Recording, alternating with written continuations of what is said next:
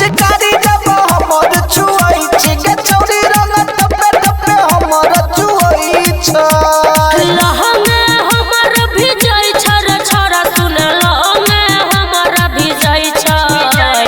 लहंगा हमर भिजै छ रे छोरा सुन लहंगा हमर भिजै छ पिचकारी जब हमर छुआई छी गे छौरी रंग टपे टपे हमर छुआई छ पिचकारी जब हमर छुआई छी गे छौरी रंग टपे टपे हमर छुआई छ मिथिलांचल रिकॉर्डिंग स्टूडियो किसान डीजे ओम शंकर परसा खरभिंदा गाल के छोड़ा तू कदही लाल रे रंग तू छोरा नहीं लहंगा में डाल रे बुझली ना गाल के छोरा तू कदही लाल रे रंग तू छोरा नहीं लहंगा में डाल रे ठंडा हमारा लगै छ रे छोरा सुन ठंडा बड़ी लगै छ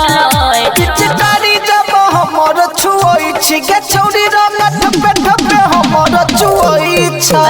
पिचकारी जब हमर छुआई छी गे छौरी रंग टपे टपे हमर छुआई छ पिचकारी के संभाल के राख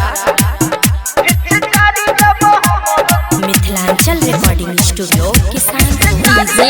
ओम शंकर परसा खरभिंदा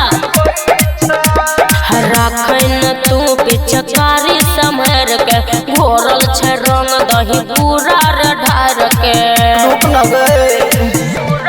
हे रोय राखन तू पिचकारी समर के सुमन सोना के दही बाल्टी से ढार के किहियन बात मानै छी रे राम दुलार किहियन बात मानै छी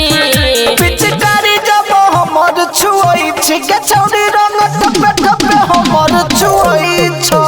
पिचकारी जब हमर छुआई छी गे छौरी रंग टपे टपे हमर छुआई छ